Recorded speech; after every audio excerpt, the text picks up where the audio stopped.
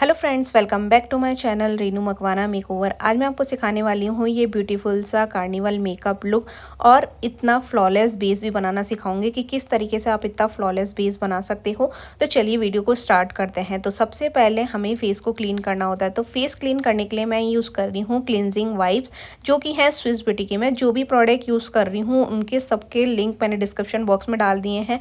जो भी शेड मैंने यूज़ करे हैं वो सब मैंशन कर दिया। आप डिस्क्रिप्शन बॉक्स एक बार चेक कर लेना और प्रोडक्ट को टैग भी कर दिया, वहाँ से भी चेक कर सकते हो। उसके बाद मैं यूज़ कर रही हूँ TNW का रोज़ वाटर, क्योंकि मेरी क्लाइंट की ड्राई स्किन है तो मैं ड्राई स्किन के अकॉर्डिंग स्किन प्रेप करूँगी। और टोनर यूज़ करने से स्किन बहुत अच्छे से हाइड्रेट हो जाएगी। तो टोनर आप बिल्कुल भी स्किप मत करना, टोनर ज़रूर यूज़ करना। उसके 90% ड्राई होने के बाद मैं यूज़ कर रही हूँ फ्लिका मॉइस्चराइज़र, जो कि मेरे मॉइस्चराइज़र, प्राइमर, हाइलाइटिंग तीनों का काम करेगा। ड्राई स्किन के लिए बहुत अच्छा मॉइस्चराइज़र है और विंटर सीज़न में तो बहुत अच्छा काम करता है। अगर आपका फाउंडेशन अच्छे से ब्लेंड नहीं होता ना, तो आप इसको यूज़ करना, बहुत अच्छे से आपका फाउंडेशन भी ब्लेंड हो जाएगा विंटर में। उसको मैं अच्छे से स्किन में एब्जॉर्ब करा रही हूँ ताकि जो स्किन है वो अच्छे से हाइड्रेट हो जाए। थोड़ी देर मैं इसको छोड़ दूंगी ताकि ये स्किन में अच्छे से एब्जॉर्ब हो जाए। तब तक मैं आई मेकअप करूँगी। आई मेकअप स्टार्ट करने से पहले आईज को प्रेप करेंगे। प्रेप करने के लिए मैं यूज़ कर रही हूँ एक लाइट कलर का कंसीलर, और ये फॉरेवर 52 के हैं। 2 शेड मिक्स करके मैंने इनके शेड बनाया है और इन दोनों शेड को मैंने अप्लाई कर लिया है। फिर उसको ब्यूटी ब्लेंडर से हल्के हाथ से ब्लेंड कर रही हूँ। और हल्के हल्के हाथ से ब्लेंड करना है, ज़्यादा प्रेशर नहीं देना है, क्योंकि बहुत ही सेंसिटिव एरिया होता है आईज़ का हमारा। तो बहुत ही छोटा सा ब्यूटी ब्लेंडर लेके हल्के हाथ से मैंने इसको अच्छे से ब्लेंड कर लिया है। और उसके बाद मैंने यहाँ पे लूज़ पाउडर यूज़ किया है ताकि कोई भी क्रीसेस नहीं पड़े। ज़्यादा पाउडर यूज़ नहीं करना है, बहुत ही हल्का सा पाउडर लगाना है। मैं यहाँ पे यूज़ कर रही हूँ फॉरेवर 52 की आई शेडो पैलेट। इससे मैं कलरफुल आई मेकअप करूँगी। अगर आपने अभी तक इसमें इन्वेस्ट नहीं करा है ना, तो इसमें ज़रूर इन्वेस्ट करना, बहुत अच्छी आई शेडो पैलेट है। और यहाँ पे मैं कलरफुल आई मेकअप करूँगी, क्योंकि कार्निवल मेकअप में जो मेन होता है वो आई मेकअप ही होता है और आपको ड्रेस के अकॉर्डिंग ही आई मेकअप करना है। तो यहाँ पर मैं ट्रांजिशन शेड ले रही हूँ ऑरेंज कलर का, उसे अप्लाई करके क्रीज लाइन पे ब्लेंड कर रही हूँ। और जितनी अच्छी ब्लेंडिंग करोगे ना, उतना ही आई मेकअप अच्छा होगा।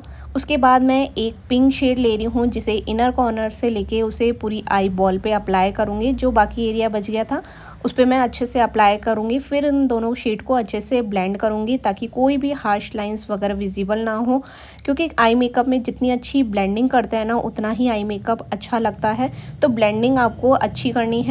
और अगर आपको प्रॉब्लम आती है ना आई मेकअप करने के लिए, तो आप प्रैक्टिस करा करो। आपकी जितनी ज़्यादा प्रैक्टिस करोगे उतना आपके आई मेकअप में इम्प्रूवमेंट होगा। अब मैं यहाँ पे एक डार्क ऑरेंज शेड ले रही हूँ और उसे आउटर कॉर्नर पर लगा रही हूँ।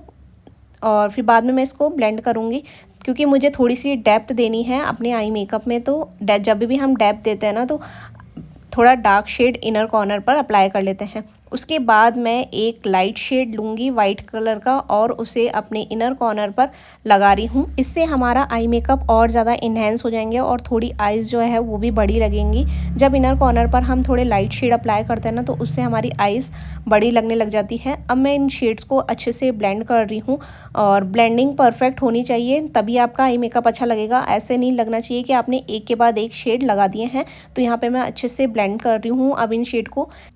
अब मैं पर्पल कलर का एक मैट आई शेडो ले रही हूँ और उसे एज अ लाइनर ड्रॉ कर रही हूँ, क्योंकि कार्निवल मेकअप में जो कलरफुल लाइनर होते हैं बहुत अच्छे लगते हैं। आपको ड्रेस के अकॉर्डिंग ही लाइनर लगाना है। मेरी क्लाइंट के ड्रेस में पर्पल टोन है, तो मैं यहाँ पे पर्पल लाइनर लगा रही हूँ। और इसको और इन्हेंस करने के लिए यहाँ पे मैं यूज़ कर रही हूँ शिमर पर्पल कलर की पेंसिल, और उसके ऊपर ही मैं इसको ड्रॉ कर रही हूँ ताकि थोड़ा सा शिमरी लुक आए, क्योंकि हमने कोई भी शिमर नहीं लगाया है। हमने पूरा जो आई मेकअप है वो पूरा मैट रखा है, तो इसीलिए मैं यहाँ पे शिमर पेंसिल यूज़ कर रही हूँ। और इससे जो आई मेकअप का लुक था बहुत अच्छा आ गया था और मेरी क्लाइंट को ये आई मेकअप बहुत अच्छा लगा था। आप कमेंट करके बताना आपको कैसा लगा। उसके बाद जो भी फॉल आउट हुआ है ना, तो उसे हम क्लीन करेंगे। देन उसके बाद हम फेस बेस रेडी करेंगे। तो यहाँ पे अब मैं यूज़ कर रही हूँ लॉरियल कंसीलर, क्योंकि सबसे पहले हमें कंसीलिंग करनी है। तो इनके कोई भी डार्क सर्कल्स नहीं है, तो कोई भी ऑरेंज करेक्टर वगैरह की नीड नहीं है। इनके थोड़ा सा डिस्कलरेशन है, हम उसको पहले हाइड करेंगे। तो उसके लिए मैं यहाँ पे इनकी स्किन टोन से 2 शेड डार्क का कंसीलर यूज़ कर रही हूँ। मैंने आइज़ के नीचे से, नोज़ के साइड में, माउथ के अराउंड और इनके फॉरहेड पे भी थोड़ा सा टैन है, तो वहाँ पे मैंने थोड़ा थोड़ा सा कंसीलर लगाया है। और ये एक फुल कवरेज कंसीलर है, तो आपको थोड़ा थोड़ा सा लगाना है, ज़्यादा नहीं लगाना है। फिर उसके बाद मैंने एक डैम ब्यूटी ब्लेंडर लेके अच्छे से उसको ब्लेंड करा है। ओवर ब्लेंडिंग बिल्कुल नहीं करनी है। जब भी आप कंसीलर वगैरह लगाते हो ना तो उसको, नहीं तो आपके मेकअप के ग्रे पड़ने के चांसेस ज़्यादा हो जाएंगे। तो आपको बहुत ही हल्के हाथ से सिर्फ डैब डैब करके इसको अप्लाई करना है, ओवर ब्लेंड बिल्कुल नहीं करना है। अब मैं यूज़ कर रही हूँ यहाँ पे चामी से मिलानो के फाउंडेशन। 2 शेड मिक्स करके मैंने इनका शेड बनाया है। और अब आप बोलोगे कि आप चामी से मिलानो फाउंडेशन कैसे यूज़ कर रहे हो, इनकी तो ड्राई स्किन है। तो मैं बता दूं कि अगर आपकी टेक्निक अच्छी है, आपका CTM अच्छा है ना, तो आप कोई सा भी फाउंडेशन कोई सी भी स्किन पे यूज़ कर सकते हो। आपकी टेक्निक अच्छी होनी चाहिए, आपका CTM स्ट्रॉन्ग होना चाहिए। और मैं समर में काम कर रही हूँ तो मुझे एक लॉन्ग लास्टिंग बेस बनाना है, तो इसलिए मैं यहाँ पे चामी से मिलानो का फाउंडेशन यूज़ कर रही हूँ। और मैं ब्रश की हेल्प से इसको ब्लेंड कर रही हूँ ताकि मुझे कवरेज भी अच्छे मिल जाए। अगर आप इस फाउंडेशन का सेपरेट वीडियो चाहते हो कि मैं आपको एक सेपरेट रिव्यू दूं इसके बारे में कि ये फाउंडेशन कैसा है, तो मुझे कमेंट करना, मैं आप लोगों के साथ ज़रूर शेयर करूँ। और यहाँ पे मैंने इनकी स्किन टोन का ही फाउंडेशन यूज़ किया है, एक टोन लाइट फाउंडेशन नहीं लगाया है। बट मेरी क्लाइंट की डिमांड है कि उन्हें एक टोन फेयर होना है, तो मैं इनको किस तरीके से फेयर करूँगी वो मैं आपको आगे बताऊँगी। अब मैं एक बार डैम ब्यूटी ब्लेंडर से पूरे बेस को इवन कर रही हूँ, क्योंकि कभी कभी क्या होता है ना, ब्रश से जब हम फाउंडेशन लगाते हैं ना तो कहीं से ज़्यादा हो जाता है, कहीं कम हो जाता है। तो इसको इवन करना बहुत ज़्यादा ज़रूरी है। जब भी आप ब्रश से फाउंडेशन लगाओ ना तो उसके बाद एक बार ब्यूटी ब्लेंडर ज़रूर यूज़ किया करो, ताकि हमारा बेस जो है वो इवन हो जाए, नेचुरल दिखे। और नेक को भी मैंने यहाँ पे कवर किया है ताकि नेक और फेस जो है वो अलग अलग ना दिखे, तो नेक पे लगाना बहुत ज़्यादा ज़रूरी है। अब इसके बाद मैं करूँगी हाइलाइटिंग। हाइलाइटिंग के लिए मैं यूज़ कर रही हूँ फॉरेवर 52 का कंसीलर, जो मैंने आइज़ पे लगाया था ना, वही वाला कंसीलर मैं इसको यूज़ कर रही हूँ। और यहाँ पे मैं आइज़ के अराउंड, नोज़ पे और माउथ के अराउंड, फॉरहेड पे हल्का हल्का सा ऐसे अप्लाई कर दूँगी और थोड़ी देर के लिए इसको छोड़ दूँगी ड्राई होने के लिए। फिर उसके बाद मैं इसको अच्छे से ब्लेंड करूँगी। इसके बाद मैं लिक्विड ब्लश यूज़ कर रही हूँ, जो कि है रिने के, और 2 शेड मिक्स करके मैंने यहाँ पे शेड लगाया है। और मैं प्लेट में लेके पहले ब्रश की हेल्प से इसको लगाऊंगी, फिर उसके बाद इसको ब्यूटी ब्लेंडर से ब्लेंड करूँगी। और अगर आप भी इस तरीके से कंसीलर को थोड़ी देर छोड़ दोगे ना, तो आपका जो मेकअप है कभी भी केकी नहीं होगा और लॉन्ग लास्टिंग बनेगा। अब यहाँ पर मैंने ब्लश अप्लाई कर लिया है। उसके बाद मैं एक छोटा ब्यूटी ब्लेंडर ले रही हूँ और उससे ब्लेंड कर रही हूँ। बहुत ही हल्के हाथ से ब्लेंड करना है, नहीं तो हमने जो नीचे बेस बनाया है ना वो हट जाएगा अगर आपने ज़्यादा प्रेशर दिया तो। और बहुत ही लाइट वेट हैंड से आपको ब्लेंड करना है, बहुत इजी से ब्लेंड हो जाते हैं। लिक्विड ब्लश जो होते हैं ना बहुत अच्छे लगते हैं और ये ज़्यादा देर तक स्टे भी करते हैं, इस वजह से मैंने यहाँ पे लिक्विड ब्लश यूज़ किया है। अब मैंने जो हाइलाइटिंग कंसीलर यूज़ किया था उसको ब्लेंड कर रही हूँ बहुत ही हल्के हल्के हाथ से। और अब आप देखना कि हाइलाइटिंग करते ही जो इनका स्किन टोन है वो एक टोन अपने आप ही फेयर हो जाएगा।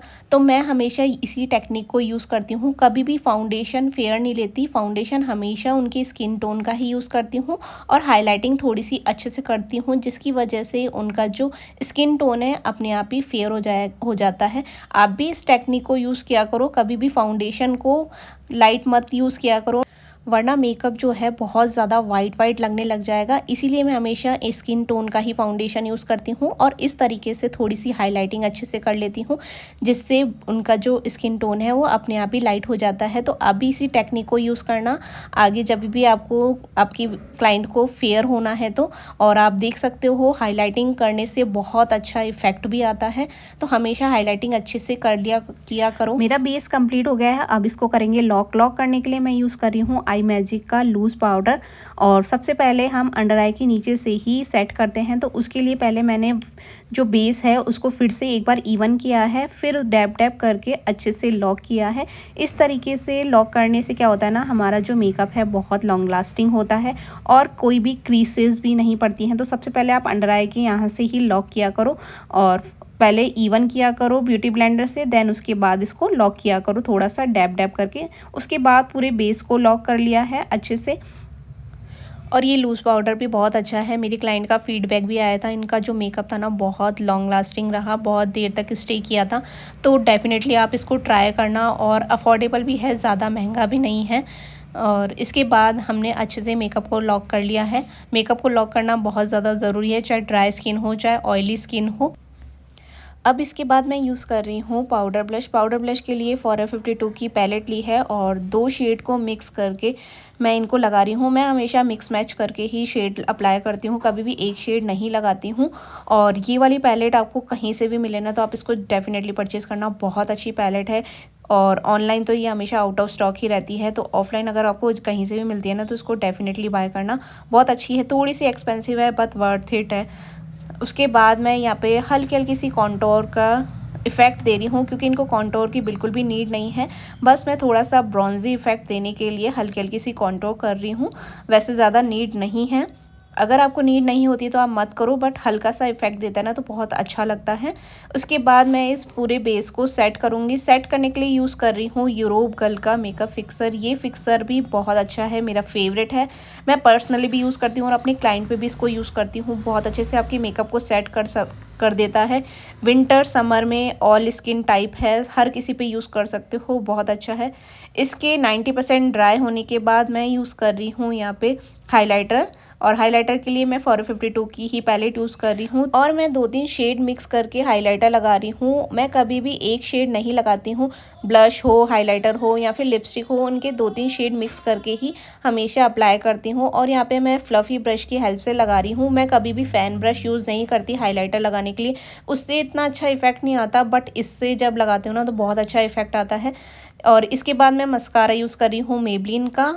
तो क्योंकि हम फॉल लैशेस लगाएंगे तो फॉल लैशेस लगाने से पहले मस्कारा आपको अप्लाई करना है, क्योंकि फाउंडेशन वगैरह लगाते हैं ना तो वो फाउंडेशन लग जाता है लैशेस पे तो बहुत अजीब सी लगती हैं, तो इसलिए पहले मस्कारा लगाना बहुत ज़्यादा ज़रूरी है। और लोअर लैश पे मैंने पर्पल और ऑरेंज कलर का आई शेडो स्मर्च किया है और वाइट काजल इनको दिया है, जिससे आई मेकअप का लुक और ज़्यादा इन्हेंस हो गया।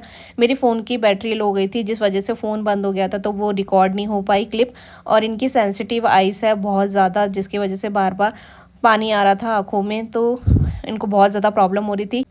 उसके बाद यहाँ पे मैंने ये राइमस्टोन लगाए हैं, जिसकी वजह से ही कार्निवल लुक कंप्लीट हुआ है। और ये राइमस्टोन मैंने मीशो से ऑर्डर किए थे। अगर आपको इनका लिंक चाहिए तो आपको कम्युनिटी पोस्ट में इनका लिंक मिल जाएगा, वो जाके चेक कर लेना वहाँ से। और सबसे पहले मैंने यहाँ पे ग्लू लगाया है, जो कि लैश ग्लू है PAC का। पहले ये लगाया है, फिर उसके बाद एक एक करके राइमस्टोन मैंने लगाए हैं। यहाँ पे मैंने पहले बटरफ्लाई लगाए हैं, फिर उसके बाद छोटे छोटे स्टोन लगा दिए हैं। और ये भी पूरा रिकॉर्ड नहीं हो पाया क्योंकि बार बार प्रॉब्लम आ रहा था, बंद हो रहा था फ़ोन, उसकी वजह से रिकॉर्ड नहीं हो पाया। अगर आपको भी ऐसा ही लुक करना है ना तो आप इसका क्या करना है, स्क्रीनशॉट ले लेना और आप इस तरीके से राइमस्टोन लगा लेना, बहुत ही इजी है। तो यहाँ पे मैंने किसी का कॉपी करके नहीं किया है, ये मैंने अपने मर्ज़ी से अपने हिसाब से राइमस्टोन लगा लिए हैं। तो आप भी अपने हिसाब से लगा सकते हो छोटे बहुत राइमस्टोन। उसके बाद मैं यहाँ पे लैशेस लगा रही हूँ। लैशेस यूज़ कर रही हूँ रिकोड की। इसका मैंने आपके साथ शॉर्ट वीडियो में इसका रिव्यू शेयर किया था। बहुत अच्छी लैशेस हैं, अगर आप लेना चाहते हो तो डेफिनेटली ले सकते हो। और सारे प्रोडक्ट के लिंक मैंने टैग कर दिए हैं, वहाँ से जाके चेक कर लेना अगर आपको परचेज़ करना है तो। सब पहले मैंने इसको ग्लू लगा के रख दिया था, PAC ग्लू यूज़ किया था मैंने लैशेस लगाने के लिए। उसके बाद मैंने यहाँ पे इसको 10 सेकंड के लिए छोड़ दिया था, देन उसके बाद इसको अप्लाई किया।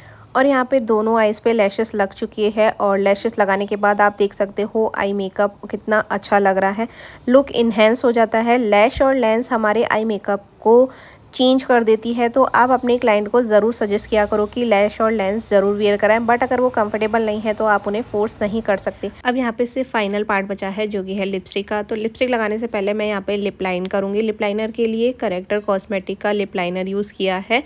और अगर आपको प्रॉब्लम आती है ना लिपस्टिक लगाने में तो पहले लिप लाइन किया करो, देन उसके बाद आप लिपस्टिक अप्लाई किया करो। इससे क्या होता है ना, शेड भी अच्छा आ जाता है और आपको एक गाइडलाइन भी मिल जाती है कि आपको कहाँ कहाँ पे लिपस्टिक अप्लाई करनी है। उसके बाद मैं यूज़ कर रही हूँ मनीष मल्होत्रा की लिपस्टिक। ये मैंने ऑफ़लाइन परचेज़ की थी, ऑनलाइन तो शायद ये आपको अब नहीं मिलेगी, ऑफ़लाइन ही मिल सकती। और लिपस्टिक कंप्लीट होने के बाद मैंने लास्ट पे इस पर ग्लॉस भी लगाया था, जो कि था स्विस ब्यूटी का ट्रांसपेरेंट वाला। और मेरे क्लाइंट को ये लिप कॉम्बो बहुत अच्छा लगा था। आप कमेंट करके बताना कि आपको कैसा लगा। और आईब्रो डिफाइन नहीं करी क्योंकि इन्होंने मना कर दिया था लास्ट टाइम जब इन्होंने मेकअप कराया था, तो आईब्रो डिफाइन की वजह से इनका मेकअप अच्छा नहीं लग रहा था, तो इस बार इन्होंने मना कर दिया था। और ये है इनका फाइनल लुक। आप कमेंट करके बताना कि आपको ये मेकअप कैसा लगा। अगर अच्छा लगा है तो लाइक कर देना, शेयर कर देना और कमेंट करके ज़रूर बताना कैसा लगा। मिलते हैं नेक्स्ट वीडियो में, तब तक के लिए बाय।